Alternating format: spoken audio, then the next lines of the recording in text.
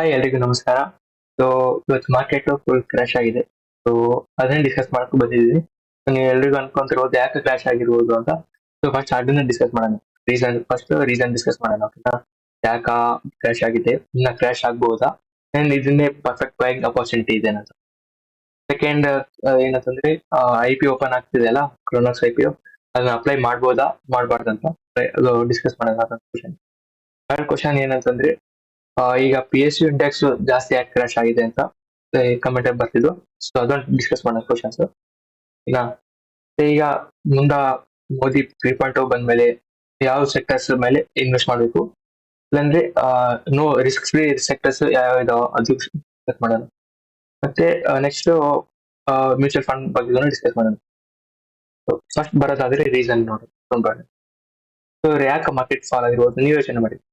ಯಾಕಂದ್ರೆ ನೋಡಿ, ನಿಮ್ಗೆ ಗೊತ್ತಿರ್ಬೋದು ಎಕ್ಸಿಟ್ ಪೋಲ್ ಅಲ್ಲಿ ಎಲ್ಲ ಟಿವಿ ಚಾನಲ್ ಎಕ್ಸಿಟ್ ಪೋಲ್ ಅಲ್ಲಿ ಎಲ್ಲರೂ ಏನ್ ಹೇಳ್ತಿದ್ರು, ಇದು NDA ಅವರು 350 ಅಬೋವ್ ಬರುತ್ತೆ ಅಂತ ಹೇಳ್ತಿದ್ರು. ಏನೋ ಫುಲ್ ಎಕ್ಸಾಜಿರೇಟ್ ಮಾಡಿ ಹೇಳಿದ್ರು ಅಂತ. ಸೊ ಈಗ NDA ಅರೌಂಡ್ 292 ಬಂದಿದೆ. ಸೊ ಇದು ಮಾರ್ಕೆಟ್ ಈಗ ಇದಾಗಲ್ಲ, ಫೇವರಬಲ್ ಆಗಲ್ಲ. ಸೊ ಫಸ್ಟ್ ಬಿಜೆಪಿ ಅವ್ರು ಏನ್ ಹೇಳಿದ್ರು, 400 ಅಬೋವ್ ಬರ್ತದೆ ಅಂತ ಹೇಳಿದ್ರು. 300 ಅಬೋವ್ನು ಆಗ್ತಿದ್ದಿಲ್ಲ. ಸೊ ಕಷ್ಟ ಆಗ್ತಿದೆ. ಮಾರ್ಕೆಟ್ ಕ್ರಾಶ್ ಆಗಿದೆ. ಮಾರ್ಕೆಟ್ ಹೆಂಗಿದ್ರು ಮೋದಿ ಬಂದೇ ಬರುತ್ತಲ್ಲ, ಯಾಕ ಕ್ರಾಶ್ ಆಗಿದೆ ಅಂತ ಇನ್ನೊಂದು ಕ್ವಶನ್ ಕೇಳಬಹುದು ನೀವು. ಅಂದ್ರೆ ಮನ್ಸಲ್ಲಿ ಬಂದಿರ್ಬೋದು. ಸೊ ನೋಡಿ, ಈಗ NDA ಟೋಟಲ್ 292 ಸೀಟ್ಸ್ ಗೆದ್ದಿದೆಲ್ಲ, ಅದರಲ್ಲಿ ಬೇರೆ ಇದನ್ನ ಇರುತ್ತೆ, ಪಾರ್ಟಿ ಜೊತೆಗೆ ಅಲೈನ್ಸ್ ಮಾಡಿರ್ತಾರ, ಅವ್ರ ಪರ್ಮಿಷನ್ ಬೇಕು. ಸೊ ಕ್ಲಿಯರ್ ಬಿಜೆಪಿ ವಿನ್ ಆಗಿದ್ರೆ ಯಾರ್ ಕ್ವಶನ್ ಕೇಳೋದು, ಯಾರ್ದು ಪರ್ಮಿಷನ್ ಕೇಳೋದೇ ಬೇಕಾಗ್ತಿಲ್ಲ. ಡೆವಲಪ್ಮೆಂಟ್ ಮೇಲೆ ಮತ್ತೆ PSU ಎಲ್ಲ ಮೇಲೆ ಇದು ಮಾಡ್ತಿದ್ರು Modi government, BJP government. So ಈಗ NDA ಗೌರ್ಮೆಂಟ್ ಅಂದ್ರೆ ಬೇರೆ ಪಾರ್ಟಿ ಜೊತೆ ಅಲೈನ್ಸ್ ಇರುತ್ತೆ. ಅವ್ರು ಸ್ವಲ್ಪ ಕೇಳಕ್ ಪರ್ಮಿಷನ್ ಬೇಕು ಮತ್ತೆ ಅವ್ರಿಗಿನ, ಅದಕ್ಕೆ ಕಷ್ಟ. ಇದಕ್ಕೆ ರೀಸನ್ ಎಲ್ಲ ಮಾರ್ಕೆಟ್ ಕ್ರಾಶ್ ಆಗಿರೋದು. ನೆಕ್ಸ್ಟ್ ಕ್ವಶನ್ ಬರೋದಾದ್ರೆ ಕ್ರೋನಸ್ IPO ಇದೆಯಲ್ಲ, ಅದು ಅಪ್ಲೈ ಮಾಡೋದು ಬೇಡವಾ ಅಂತ. ಸೊ ನಾನು ಪರ್ಸನಲಿ ಅಪ್ಲೈ ಮಾಡ್ತಿದ್ದೀನಿ. ಸೊ ಈಗ ಗ್ರೇ ಮಾರ್ಕೆಟ್ ಪ್ರೀಮಿಯಂ ಅರೌಂಡ್ 35% ಆಗಿದೆ. ಸೊ ನಿನ್ನೆ ಆದ್ರೆ 60% ಇತ್ತು, ಆಫ್ ಕಟ್ ಆಗಿದೆ. ಈಗ ಅಂದ್ರೆ 35% ಆಗಿದೆ. ಸೊ ನಾನು ಇನ್ವೆಸ್ಟ್ ಮಾಡ್ತಿದ್ದೀನಿ. ಯಾಕಂದ್ರೆ ಇದು ಫಂಡಮೆಂಟಲ್ ಗುಡ್ ಕಂಪನಿ ಅಂತ ಅನ್ಸುತ್ತೆ ನನಗೆ. ಫಸ್ಟ್ ಗುಡ್ ಪಾಯಿಂಟ್ ಏನಂದ್ರೆ ಅದೇ ಟೋಟಲ್ ಬಾರೆನ್ಸ್ ವಿಡಿಯೋ ಡಿಸ್ಕಸ್ ಮಾಡಿದ್ದೀನಿ ನಾನು. ಫುಲ್ ವಿಡಿಯೋ ಬೇಕಾದ್ರೆ ಲಿಂಕ್ ಡಿಸ್ಕ್ರಿಪ್ಷನ್ ಇರುತ್ತೆ. ಫಂಡಮೆಂಟಲ್ಸ್ ಫುಲ್ ಸಖತ್ ಆಗಿದೆ. ಸೊ ಇನ್ವೆಸ್ಟ್ ಮಾಡ್ಬೋದು. ನಾನು ಇನ್ವೆಸ್ಟ್ ಮಾಡ್ತಿದ್ದೀನಿ ನನ್ನ ರಿಸ್ಕ್ ಮೇಲೆ. ಸೊ ನೀವು ರಿಸ್ಕ್ ಮೇಲೆ ಡಿಸ್ಕ್ಲೇ ಬಂದು ಟೋಟಲಿ. ಸೊ ನೆಕ್ಸ್ಟ್ ಡಿಸ್ಕಸ್ ಮಾಡೋಣ, ಯಾವ ಸೆಕ್ಟರ್ ಎಷ್ಟೆಷ್ಟು ಇದು ಕ್ರಾಶ್ ಆಗಿದೆ, ಯಾವ ಸೆಕ್ಟರ್ ಮುಂದೆ ಫೇವರೇಬಲ್ ಇದೆ. ಸೊ ಇಲ್ಲಿ ನೋಡ್ತಿರ್ಬೋದು ನೀವು, ಅರೌಂಡ್ PSU ಹೈಯೆಸ್ಟ್ ಇದು ಕ್ರಾಶ್ ಆಗಿದ್ದು PSU banks, PSU index around 20% morning ಇದು ಇದಾಗಿತ್ತು. ಅರೌಂಡ್ 3% ಇನ್ಕ್ರೀಸ್ ಆಗಿದೆ, ಅರೌಂಡ್ 5% ಇನ್ಕ್ರೀಸ್ ಆಗಿದೆ. ಸೊ ಜಾಸ್ತಿ ಕ್ರಾಶ್ ಆಗಿದ್ದು. ನೆಕ್ಸ್ಟ್ ಇಂಡೆಕ್ಸ್ ಬರೋದಾದ್ರೆ NSE ಇಂಡೆಕ್ಸ್ ಅರೌಂಡ್ 12% ಕ್ರಾಶ್ ಆಗಿದೆ, ನೋಡ್ಬೋದು ನೀವು. ನೆಕ್ಸ್ಟ್ ಬರೋದಾದ್ರೆ ಆಯಿಲ್ ಅಂಡ್ ಗ್ಯಾಸ್. ಇದೆಲ್ಲ ಹೇಳಿದ್ರು ಅಂದ್ರೆ ಇದೆಲ್ಲ ಬಂದ್ರೆ ಮೋದಿ ಬಂದ್ರೆ ಇದೆಲ್ಲ ಇದು ಅಪ್ ಹೋಗ್ತಿತ್ತು. ಆದ್ರೆ ಕ್ಲಿಯರ್ ಮೆಜಾರಿಟಿ ಬಂದಿಲ್ಲಲ್ಲ, ಸೊ ಅದಕ್ಕೆ ಕ್ರಾಶ್ ಆಗಿರೋದು. ಮೆಟಲ್ ಇಂಡೆಕ್ಸ್ 10% ಕ್ರಾಶ್ ಆಗಿದೆ. ಕಮೋಡಿಟೀಸ್ 10% ಕ್ರಾಶ್, ಪ್ರೊಡಕ್ಷನ್ ಕ್ರಾಶ್ ಆಗಿದೆ.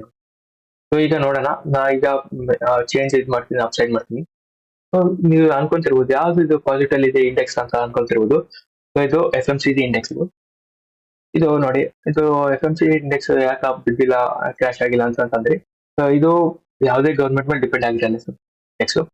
ಅಂದ್ರೆ ಎಲ್ಲ ಪ್ರಾಡಕ್ಟ್ಸ್ ಕನ್ಸ್ಯೂಮರ್ಸ್ ಯೂಸ್ ಮಾಡೇ ಮಾಡ್ತಾರೆ, ಅದು ಬಿಜೆಪಿ ಬರಲಿ ಅಥವಾ ಕಾಂಗ್ರೆಸ್ ಬರಲಿ, ಅದಕ್ಕೆ ಏನು ಫಾಲ್ ಆಗಿಲ್ಲ.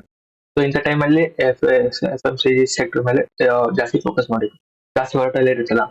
ಸೊ ಇವತ್ತು ನೋಡ್ತಿರ್ಬೋದು, ಹಿಂದೂಸ್ತಾನ್ ಯೂನಿಲಿವರ್ ಟಾಪ್ ಗೇನರ್ಸ್ ಅಲ್ಲಿ ಇತ್ತು, ಮತ್ತೆ ಬ್ರಿಟಾನಿಯಾಗ್ನ ಇತ್ತೇನು 1% ಏನೋ ಹೋಗಿತ್ತು. ಸೊ ಕ್ರಾಶ್ ಟೈಮ್ ಆ ಟೈಮ್ ಯಾವಾಗಲೂ FMCG ಸೆಕ್ಟರ್ ಆಗ್ತಾ ಹೋಗುತ್ತೆ.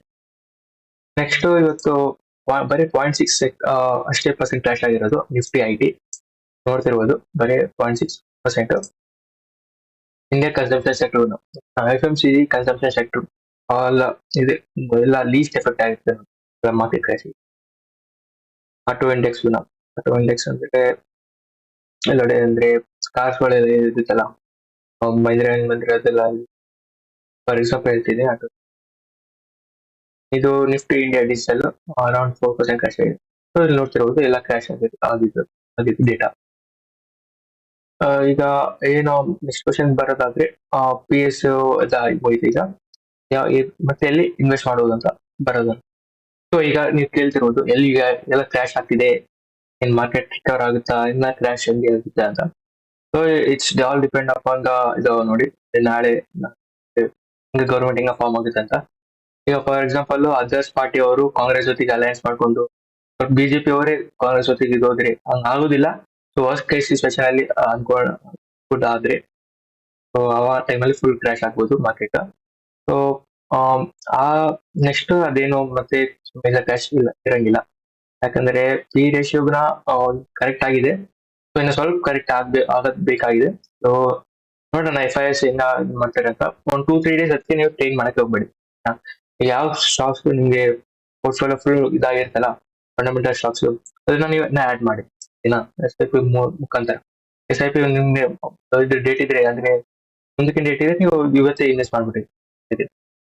ಸೊ ನೆಕ್ಸ್ಟ್ ಸೆಕ್ಟರ್ಸ್ ಯಾವುದು ಇದಾಗಿದೆ ನಮ್ ಪ್ರಕಾರ ಅಂತಂದ್ರೆ ನೋಡಿ, ಒಂದು ಇದರಲ್ಲಿ ರೇಷಿಯೋ ಗೊತ್ತಿರ್ಬೋದು ನಿಮ್ಗೆ, ಪಿ ಜಿ ರೇಷಿಯೋ ಅಂತ. ಅದು ಅಡ್ವಾನ್ಸ್ ರೇಷಿಯೋ ಆಫ್ ಪಿ, ಅದು ಫೀಚರ್ ಇದನ್ನ ಗ್ರೋತ್ ಕನ್ಸಿಡರ್ ಮಾಡುತ್ತೆ ಪಿ ಜಿ ರೇಷಿಯೋ. ಸೊ ಅದ್ರ ಪ್ರಕಾರ ಮೋಸ್ಟ್ ಅಂಡರ್ ವ್ಯಾಲ್ಯೂ ಸೆಕ್ಟರ್ ಏನಂತಂದ್ರೆ ಪ್ರೈವೇಟ್ ಬ್ಯಾಂಕ್ ಸೆಕ್ಟರ್ ಮತ್ತೆ small finance bank sector. So ನೀವು ಇದರಲ್ಲಿ ಇನ್ವೆಸ್ಟ್ ಮಾಡೋದು ಈಗ ಪರ್ಫೆಕ್ಟ್ ಆಪರ್ಚುನಿಟಿ ಇದೆ. ಸೊ ಜಾಸ್ತಿ ಟೈಮ್ ಇಂದ ಇದು ಸ್ಮಾಲ್ ಫೈನಾನ್ಸ್ ಬ್ಯಾಂಕ್ ಮತ್ತೆ ಪ್ರೈವೇಟ್ ಬ್ಯಾಂಕ್ ರಿಟರ್ನ್ಸ್ ಯಾವುದೇ ಕೊಟ್ಟಿಲ್ಲ, ಮತ್ತೆ ಅದ್ರ ಮೇಲೆ ಬ್ಯಾಂಕ್ ನಿಫ್ಟಿ 7% ಡಿಕ್ರೀಸ್ ಆಗಿದೆ. ಸೊ ನೋಡ್ಬೋದು, ನೀವು ಇದ್ರ ಮೇಲೆ ಇನ್ವೆಸ್ಟ್ ಮಾಡ್ಬೋದು. ನಮ್ಮ ಇದು ಇದರಲ್ಲಿ ವ್ಯಾಲ್ಯೂಯೇಷನ್ ಇದು ಕರೆಕ್ಟ್ ಮ್ಯಾಚ್ ಆಗುತ್ತೆ. ಆಮೇಲೆ ಎಫ್ ಎಂ ಸಿ ಜಿ ಹೆಂಗಿದ್ರು ಇದ್ದೇ ಇರುತ್ತೆ, ಎಫ್ ಎಂ ಸಿ ಜಿ ಮತ್ತೆ ಕನ್ಸ್ಯೂಮರ್ ಸೆಕ್ಟರ್. ಸೊ ಇದ್ರ ಮೇಲೆ ಇನ್ವೆಸ್ಟ್ ಮಾಡ್ತೀರಿ ಮಾಡ್ಬೋದು. ಮ್ಯೂಚುವಲ್ ಫಂಡ್ ಬಗ್ಗೆ ಡಿಸ್ಕಸ್ ಮಾಡ್ತಾರೆ ಆದ್ರೆ ಜಾಸ್ತಿ ಮಂದಿ ಕೇಳ್ತಿದ್ರು ಮ್ಯೂಚುವಲ್ ಫಂಡ್ ಮೇಲೆ ಈಗ ಜಾಸ್ತಿ ಇದು ಮಾಡ್ಬೋದಾ, ಈಗಲೇ ಇನ್ವೆಸ್ಟ್ ಮಾಡೋದಾ ಅಂತ. ಸೊ ನೋಡಿ ಕರೆಕ್ಟ್ ಇವತ್ತು 3 AM ಒಳಗೆ ಇನ್ವೆಸ್ಟ್ ಮಾಡಿದ್ರೆ ಮ್ಯೂಚುವಲ್ ಫಂಡ್ ಅಲ್ಲಿ ಇದಾಗಿರುತ್ತೆ, ಕನ್ಸಿಡರ್ ಆಗುತ್ತೆ ಮಾರ್ಕೆಟ್ ಕ್ರಾಶ್ ಆದ್ಮೇಲೆ. ಸೊ ಮತ್ತೆ ನಾಳೆ 3 AM ನಂತರ ನೀವು ಹಾಕಿದ್ರೆ ಅದು ನೆಕ್ಸ್ಟ್ ಟ್ರೇಡಿಂಗ್ ಡೇ ಹೋಗುತ್ತೆ. ಸೊ ಇದೊಂದು ಡೌಟ್ ಇತ್ತು, ಮ್ಯೂಚುವಲ್ ಫಂಡ್ ಇನ್ವೆಸ್ಟ್ ಮಾಡ್ಕೋಬೇಡ ಅಂತ. ಇನ್ವೆಸ್ಟ್ ಮಾಡಿ, ಈಗ ಕ್ರಾಶ್ ಆಗಿದೆಲ್ಲ ಮಾಡಿ. ಒಂದ್ ದಿವಸ ಇದಾದ್ರೆ ಏನು ಅಷ್ಟೇನು ಆಗೋದಿಲ್ಲ. ಸೊ ಎಲ್ಲರೂ mutual fund around 5 to 6% decrease ಆಗಿರುತ್ತೆ. So best opportunity low value ಅಲ್ಲಿ ಮ್ಯೂಚುವಲ್ ಫಂಡ್ ಸಿಕ್ಕಿದೆ ಮಾಡಿ. ಈಗ ಟ್ರೇಡರ್ಸ್ ಏನ್ ಮಾಡುವುದು ಅಂತ ಅನ್ಕೊಂಡ ನೋಡಿ. ಈಗ ಎಫ್ ಐ ಎಸ್ ಹಿಂಗೆ ಕಂಟಿನ್ಯೂಸ್ ಸೆಲ್ ಮಾಡ್ತೀರಿ. ಈಗ ಮೇಜರ್ ಸಪೋರ್ಟ್ ಲೆವೆಲ್ ಇದ್ದು ನಿಫ್ಟಿದು ಅರೌಂಡ್ 21,200 ಇತ್ತು, ಅಲ್ಲಿಂದ ಸಪೋರ್ಟ್ ತಗೊಂಡು ಮೇಲ್ ಹೋಗಿದೆ. ಸೊ ಈಗ ಅದು ಸಪೋರ್ಟ್ ಬ್ರೇಕ್ ಮಾಡಿದ್ರೆ ಸ್ವಲ್ಪ ಕೆಳಗೆ ಹೋಗೋ ಚಾನ್ಸಸ್ ಜಾಸ್ತಿ ಇದೆ. ನೋಡಿ ಹೆಂಗ ಮಾರ್ಕೆಟ್ ಹೆಂಗ ಬಿಹೇವ್ ಮಾಡುತ್ತೆ ಅಂತ. ಆದಷ್ಟು ಟ್ರೇಡ್ ಅವಾಯ್ಡ್ ಮಾಡೋದು ನೋಡಿ, ಯಾಕಂದ್ರೆ ಫುಲ್ ವಾಲಟಿಲಿಟಿ ಇದೆ. ಇಂಡಿಯಾ ಬಿಕ್ಸ್ನ ಇವತ್ತು 30% ಇನ್ಕ್ರೀಸ್ ಆಗಿದೆ, ವಾಲಟಿಲಿಟಿ ಇದೆ. ಇಂಡಿಯಾ ಬಿಕ್ಸ್ ವ್ಯಾಲ್ಯೂ ಟೋಟಲ್ 26 ಇದೆ ನೋಡಿ ಅರೌಂಡ್. ಇಂಡಿಯಾ ಬಿಕ್ಸ್ ಯಾವಾಗ ಟಾಪ್ ಅಲ್ಲಿ ಹೋಗುತ್ತಲ್ಲ ಬಾಟಮ್ ಅಲ್ಲಿ ಇದನ್ನ ನೆನ್ಪಿಟ್ಕೊಂಡಿರಿ. ಸೊ ನೋಡಿ ಆರಾಮಾಗಿ ಟ್ರೇಡ್ ಮಾಡಿ, ಅಷ್ಟೇನು ಇದು ಮಾಡೋದು ಬೇಕಾಗಿ. ಈಗ ಮೇಜರ್ ಏನ್ ಕೆಲಸ ಮಾಡ್ಬೇಕಂದ್ರೆ ನೀವು ಅಷ್ಟೇ ರೊಕ್ಕ ಇದು ಮಾಡ್ಬೇಕಂದ್ರೆ ಸ್ಟಾಕ್ಸ್ ಯಾವ ಇದಾಗಿರುತ್ತೆ ಕರೆಕ್ಟ್ ಆಗಿರುತ್ತೆ ಅದು ಆಡ್ ಮಾಡಿ, ಮ್ಯೂಚುವಲ್ ಫಂಡ್ ಆಡ್ ಮಾಡ್ತೀರಿ ಆಡ್ ಮಾಡ್ಬೋದು. ಸೊ ಮತ್ತೆ ನಿಮ್ದು ಮ್ಯೂಚುವಲ್ ಇದು ಅಕೌಂಟ್ ಡಿಮೆಟ್ ಅಕೌಂಟ್ ಇಲ್ಲ ಅಂತಂದ್ರೆ ನೀವು ಡಿಸ್ಕ್ರಿಪ್ಷನ್ ಇರುತ್ತೆ ಲಿಂಕ್ ಕ್ಲಿಕ್ ಮಾಡಿ ತಗೋಬಹುದು. ಇದು ಟೋಟಲಿ ಫ್ರೀ ಇದೆ ಅದು ನನ್ನ ಮ್ಯೂಚುವಲ್ ಫಂಡ್. ಮತ್ತೆ ಕೋಟಕ್ ಮ್ಯೂಚುವಲ್ ಫಂಡ್, ಕೋಟಕ್ ಸಾರಿ. ಲಿಂಕ್ ಡಿಸ್ಕ್ರಿಪ್ಷನ್, ನಿಮ್ದು ಡಿಮೆಟ್ ಅಕೌಂಟ್ ಇಲ್ಲ ಅಂತಂದ್ರೆ ಲಿಂಕ್ ಡಿಸ್ಕ್ರಿಪ್ಷನ್ ಇರುತ್ತೆ, ನೀವು ಫ್ರೀ ಆಗಿ ಓಪನ್ ಮಾಡಬಹುದು. ಕೋಟಕ್ ನೀವು ಒಂದು ಸ್ಪೆಷಲ್ ಇದು ಆಫರ್ ಇದೆ, ಏನಂತಂದ್ರೆ ಯೂತ್ ಟ್ರೇಡ್ ವಿತ್ ಯೂತ್ ಅಂತ ಇದೆ, ಟ್ರೇಡ್ ಪ್ಲಾನ್ ಅಂತ ಇದೆ. ಅದು ಬೇಸಿಕಲಿ ಏನಂತಂದ್ರೆ 1 year ಅಲ್ಲಿ 300 rupees ಅದು. ಅದರಲ್ಲಿ ನೀವು ಆಪ್ಷನ್ ಟ್ರೇಡಿಂಗ್ ಮಾಡಿ, ಡೆಲಿವರಿ ಏನಾರು ಮಾಡಿ ಎಲ್ಲ 0 ಚಾರ್ಜ್ ಇದೆ. ಅದು ನೋಡ್ಬೋದು. ಆಪ್ಷನ್ ಟ್ರೇಡಿಂಗ್ ಮಾಡ್ತಿದ್ರೆ ತಗೋಬೇಡ್ರಿ, ಅದು ಪ್ಲಾನ್ ನಾನು ಹೇಳ್ತಿದ್ದೀನಿ. ಆಪ್ಷನ್ ಟ್ರೇಡಿಂಗ್ ಮಾಡ್ತಿದ್ದವರು ತಗೋಬಹುದು. Option trading full highly risky.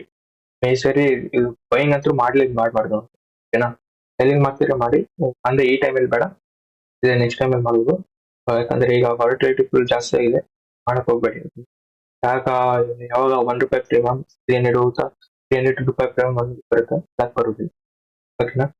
So volatility ಹೋದ್ಮೇಲೆ IB ಇಂಡೆಕ್ಸ್ ಅರೌಂಡ್ 12 ಹಂಗ್ ಬಂದ್ಮೇಲೆ ಟ್ರೇಡ್ ಮಾಡ್ಬೋದು ಆಪ್ಷನ್, ಓಕೆನಾ. ಇಷ್ಟೇ ಆಯ್ತು ವಿಡಿಯೋ. ನಿಮ್ಗೆ ಏನಾದ್ರು ವಿಡಿಯೋ ಬೇಕಿದ್ರೆ ಪಿ ಜಿ ರೇಷಿಯೋ ಏನು ಅಂತ ಕೇಳ್ಬೋದು. ವಿಡಿಯೋ ಕಮೆಂಟ್ ಅಲ್ಲಿ ಹಾಕಿ. ಮತ್ತೆ ಯಾವ ಸ್ಟಾಕ್ಸ್ ನಾನು ಹೇಳ್ದಲ್ಲ ನಾನು ಸ್ಮಾಲ್ ಫೈನಾನ್ಸ್ ಸೆಕ್ಟರ್ ಮತ್ತೆ ಪ್ರೈವೇಟ್ ಬ್ಯಾಂಕ್ ಸೆಕ್ಟರ್ ಯಾವ ಸ್ಟಾಕ್ಸ್ ಇದಾಗಿರ್ಬೋದು ಅಂತ, ಯಾವ ಸ್ಟಾಕ್ಸ್ ಬೆನಿಫಿಟ್ ಆಗ್ಬೋದು ಅಂತ ಕಮೆಂಟ್ ಅಲ್ಲಿ ಹಾಕಿ. ನಾನು ವಿಡಿಯೋ ಮಾಡ್ತೀನಿ ನೆಕ್ಸ್ಟ್ ವಿಡಿಯೋ. ವಿಡಿಯೋ ಆರಾಮಾಗಿ ಕ್ರಿಯೇಟ್ ಮಾಡಿ, ಏನ್ ಟೆನ್ಷನ್ ತಗೋಬೇಡಿ. ಈ ಅಪರ್ಚುನಿಟಿ ಆಗಿ ಇದು ಮಾಡಿ. ಅರೌಂಡ್ 5 years ಆದ್ಮೇಲೆ ಇದು ಕ್ರ್ಯಾಶ್ ಬಂದಿರೋದು, ಓಕೆನಾ? ಇದು ಅಪರ್ಚುನಿಟಿ ಆಗಿ ಟ್ರೀಟ್ ಮಾಡಿ. ಇವತ್ತಿನ ವಿಡಿಯೋ ಮತ್ತೆ ನೆಕ್ಸ್ಟ್ ವಿಡಿಯೋ ಸಿಗೋಣ. ಬಾಯ್.